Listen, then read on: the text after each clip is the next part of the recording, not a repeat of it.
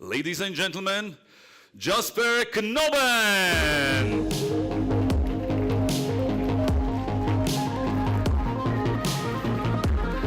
Thank you.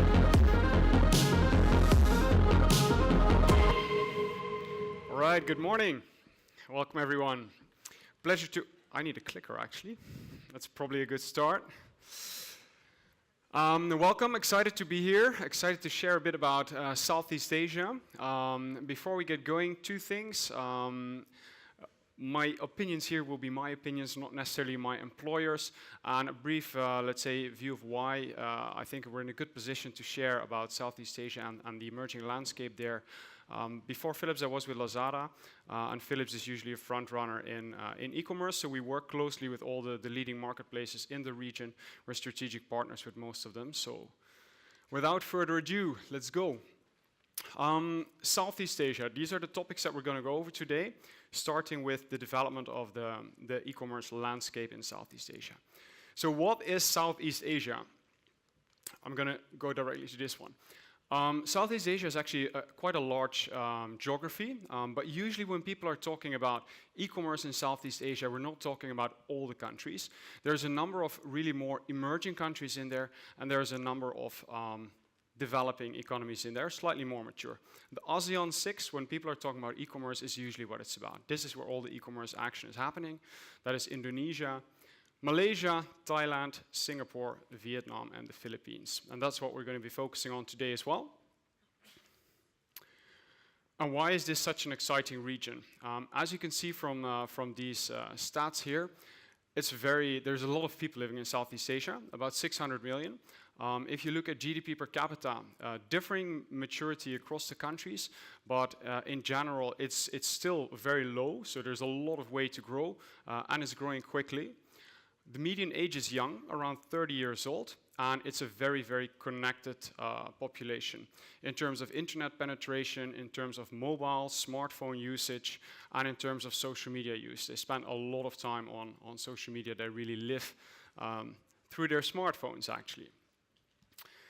I think one graph that also illustrates this is this one, which is the percentage of mobile, of e-commerce page views and transactions for us across the region. And you see that over the course of 2 years, it has really gone from 50-50 to close to 90% mobile. And important to note that this is not just page views. There's this adagio that says it's always most of the traffic will be on mobile, but most of the conversions will be on desktop. This is actually not true. In Southeast Asia, the conversions, even for higher price point items, are equally happening on mobile. So that should really be front and center of your e-commerce strategy. It's not smooth sailing all the way. There are definitely some barriers to further e-commerce progress and growth. I listed a couple here. So internet speeds, as you can imagine, there's still a lot of rural areas, and that continues to be an area of focus. Also, when you're developing your content strategy, something to think of and to focus on.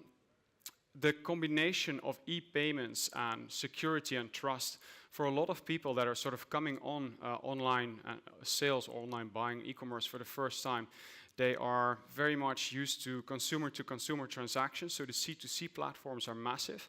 And I'll share a little bit more on the e-payments part in the next slide. Logistics, I think, for example, Indonesia is a country with more than 10,000 islands, 17,000 if I'm more correct. So obviously logistics is a massive challenge. It's a very dispersed region with a lot of islands, and last mile delivery is a challenge to do that quickly and to do that cost effectively. And trade efficiency, in terms of regulatory frameworks between the ASEAN countries, it's still early days. They're working on e-commerce cross-border agreements, but this has still not been ratified. So if we look at the payment space and if we look at the trust space, what you'll see here is that what they so-call financial inclusion indicators, very few people actually have bank accounts, and even less people have a credit card. So a very different situation compared to Europe and the US. If you look at mobile payments and online payments, let's say e-wallets, you see that it's really becoming a leapfrogging situation where those type of payments are picking up quicker compared to credit card use. So obviously not being able to, I'll give an anecdote. In the Philippines 2 years ago, if you wanted to buy something online, how it would typically work is you would place the order, you would choose bank transfer, you would go to the mall, go to a money wiring agency, hand him the cash so he could wire it to the e-commerce platform and you would get your product. That obviously defeats the purpose of e-commerce. So I think what has really facilitated the rapid rise of e-commerce so far is cash on delivery. All the key players offer cash on delivery, and this is still 60 to 70% of the e-commerce transaction volume in Southeast Asia. So, market size and outlook. What you see here is that in the last couple of years, and the statistics will be different for every vertical, every product you're selling, but roughly you can say that in the last couple of years, e-commerce has been doubling in value every year in Southeast Asia. This projection is from a Google and Temasek report, shows that it will reach 100 billion plus in 2025, with growth slowing. However, if I look at all the indicators in the short term, I expect that slowdown will happen later. The next 2 to 3 years will continue to be at the pace that we've seen so far. On a country-by-country level, you'll see that Indonesia and Vietnam are the absolute stars. Also massive populations, 265 million, 90 plus million in Vietnam, followed by Malaysia, Philippines and Thailand, and Singapore being the smallest but the most mature, obviously has the lowest growth rates. Then if we look at who is driving this growth, and we'll get to the exact names of the players later, but you see that the key players have grown 7x, where the top 3 players have grown 7x, whereas the next batch has grown 2x. So it's really a consolidated growth drive by a very limited number of players that are capturing the market. And if we look at how the development has happened, you can distinguish 3 very clear phases in Southeast Asia. The first phase, pre-2010, was very much a local phase. A lot of local players, no international entries, etc., but very fragmented and very small. Then from 2010 to 2015 onwards, people sort of saw the opportunity, had the conviction that the barriers could be overcome, and a lot of people entered Southeast Asia. Japanese firms, Korean firms, the Germans with through Rocket Internet founding Lazada. Unfortunately, maybe they were too early, maybe they didn't get the cultural nuances right, but most of them are either very small these days or they have exited Southeast Asia by now. The only surviving platform from that era is Lazada. And from 2015 onwards, it's become increasingly clear that Southeast Asia will be the backyard of the Chinese tech giants. So Shopee, JD, Lazada are the key platforms. Of course, there are in some verticals of fashion, for example, they're specialized platforms, but the general merchandise, marketplaces or retailers, these are the top 3.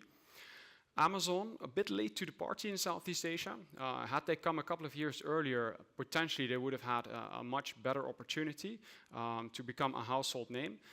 They've only launched in Singapore so far and not yet branched out further. So for those less familiar with the players, here a bit of a view, let's say, who owns what or who is behind who. And what you see is that all the 4 leading platforms, so Lazada, Shopee, JD, Tokopedia is more C2C platform, but all of them are owned to a large extent by Alibaba and Tencent.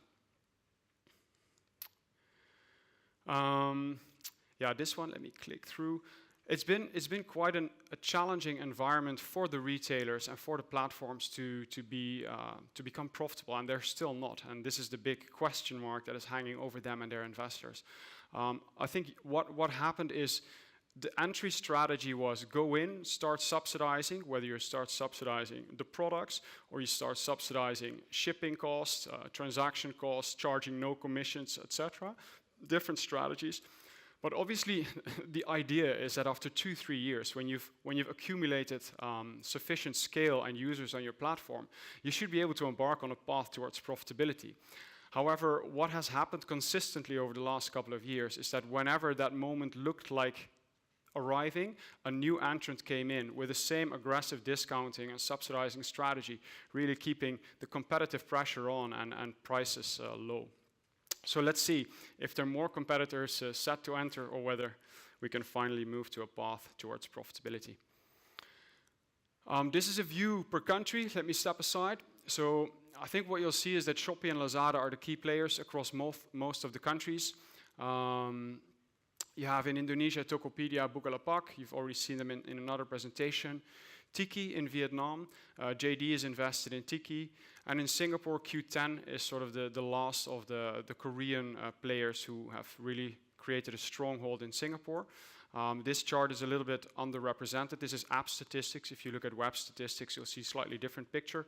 Q10 is generally considered the leading platform in Singapore. All right, so with that, I hope you have a bit of a good view of what the ecosystem looks like in Southeast Asia. And in the next chapter, I'd like to share a little bit more about what it takes to be successful on a marketplace type of platform compared to a more retail-oriented environment, which is what we have in other parts of the world. Sorry, actually, first we're going to go over the differences between the players.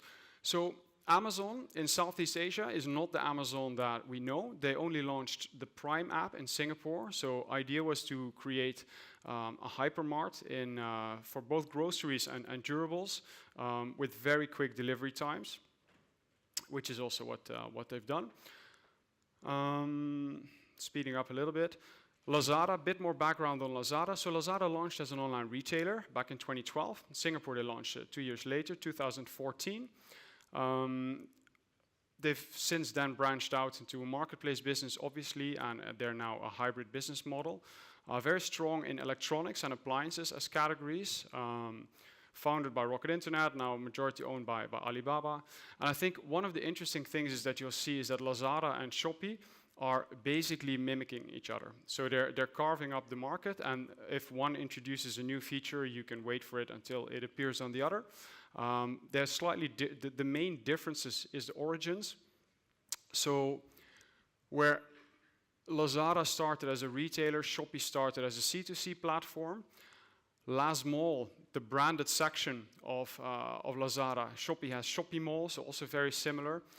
In terms of category strength, Shopee has more female buyers, more female audience, stronger in cosmetics, FMCG. Both of them investing heavily in logistics, fulfillment by Lazada, fulfillment by Shopee. A few differences in philosophy behind the platforms. So Alibaba is generally a very open company, enabling partners, brands, sellers by sharing data. Shopee takes a more agency approach, if I should say that. They already process the data to give the insights that Lazada expects you to drive from the raw data that they share. Also on the marketing front, enabling solutions versus an agency approach. And I think one of the other key differences is Lazada has one app with different country sort of files, whereas Shopee has a different app per country, so a lot more autonomy there and a lot more localization and customization, basically. So I think I already went over most of the Shopee topics. Important to note is that they are also active in Taiwan. And that's the main difference. I think we went over the rest. JD. JD is obviously in China also one of the two very big platforms. In Southeast Asia, their strongest and biggest market is in Indonesia. They do not have a regional layer as such, or regional alignment. It's very much in every country they figure out what is the best way to enter the country. They will have local partners, joint ventures. In Thailand, they teamed up with Central Group, which is the largest sort of retail conglomerate of Thailand. Difference between retail model and marketplace in some countries, still predominantly a retailer. And I think especially in Indonesia, they're trying to be quite innovative with the types of new retail concepts that we usually read about from Amazon, cashless checkout, a cashless store, scanning products on metro stops and have them delivered to your home, things like this. And usually they're very brand and premium positioning type of platform. So then it's time for how to actually work with these players and what you should be doing as a brand, as a seller, as a player in order to be successful there. Content, and then especially the product page. I think what we're used to in Europe is still a little bit more of a mix between desktop and mobile. As a consequence, content typically is more text heavy, whereas as we look at what is prevalent in Southeast Asia, you see that it's very much visual and it's very much mobile optimized. So you need to have your different content to be successful on those platforms. What you saw there is how it looks for Philips. Skip that one. When it's about, this one is actually not about product images, but it's about where you compete on the platform. On Amazon, it's all about the product page. There's a buy box, and you're competing for that buy box. There's one SKU, will be one listing with multiple sellers on the product page. On the marketplace in Southeast Asia, this is not the case. One SKU can be listed multiple times. So you are competing versus other brands, but you're also competing versus other sellers of exactly that same product, and you need to make sure that you entice consumers to click yours. If you operate on a marketplace, you're effectively operating your own shop. The fact that it's on a platform, it doesn't make a big difference. So you'll still need to do all the things that you need to do to maintain your own shop. You need to create content, you need to restructure and optimize this page, put banners there for campaigns, etc. This is just an example of one of ours. Custom navigation, etc. There's a lot of things that you actually need to do to make that work. And then finally, we'll get to this later why, but we see a lot of convergence between engagement, commerce, and social. And Lazada is one of the platforms that have now launched a store feed. So you can follow stores on the platform. And as a store, you can actually send messages or post to a feed of everyone who follows your store. So this is really becoming quickly an engagement tool. Campaigns is also something that works different it works the same, it's just different campaigns in Asia compared to the West. So you're probably familiar with the likes of Amazon Prime Day, Black Friday, etc., and all the regular shopping holidays. We have the same, obviously, public holidays, shopping holidays. Christmas would be more Chinese New Year, probably. But there's a host of platform-specific so-called mega campaigns. You have Lazada's birthday, you have 18/6 JD's birthday, you have 9/9, 11/11, 12/12. And at first glance, that might look fantastic, right? So many opportunities to promote your products and so many campaigns. But it's quite a big challenge because these campaigns are getting bigger and bigger every year. And you can't afford not to participate or not to do them well. But at the same time, it's becoming quite challenging if consumers are getting so used to, let's say, heavy discounts every other month. And this is really something that you need to manage well. How those mega campaigns work is also something which is quite different.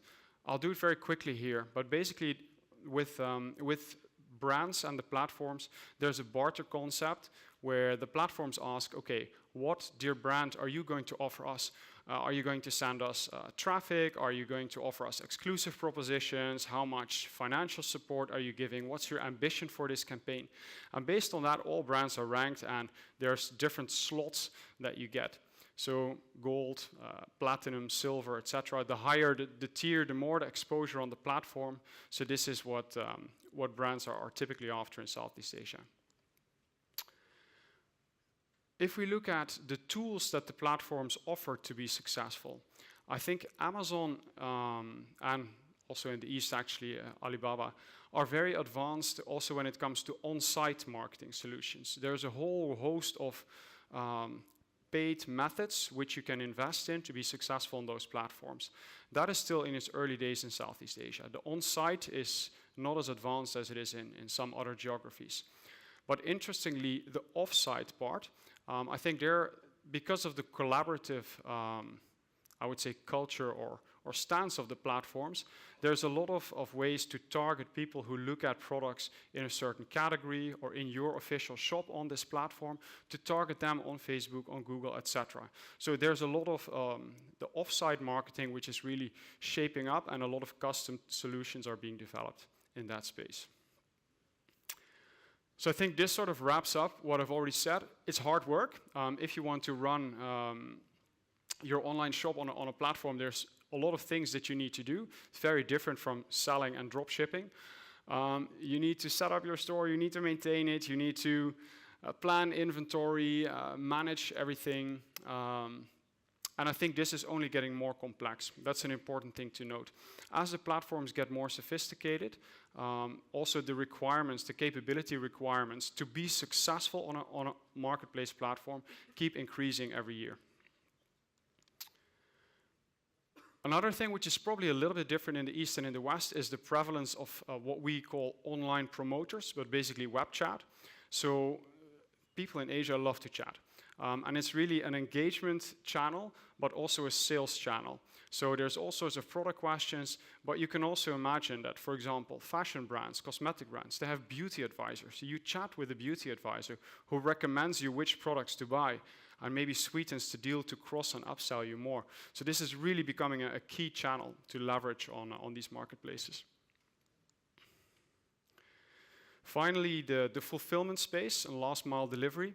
I think the differences with, let's say, very advanced economies and markets are still there. So what we see is a big shift from, if you order within the country, it's like 3 days at the moment to 1 day if you live in a metropolitan area. And this is moving towards same day and 1 hour delivery. In Vietnam and China, this is already the case. A lot of products available for delivery within 1 hour. This is really being driven by the platforms. So if you look at let me go to the next slide and I'll explain you then. Platforms actually have 2 main strategic imperatives. They want to make us come more often, and when we come to the platform, they want us to buy more. So if you look at China, the average user visits Tmall multiple times a day. If we look at Southeast Asia, the average user visits the marketplaces there a couple of times per week. So there's a massive upside, a massive potential to get people to come back quicker. And the platforms feel that engagement and gamification are key tools to get people to come back more often. It's not just about shopping, it's also about entertainment on those apps.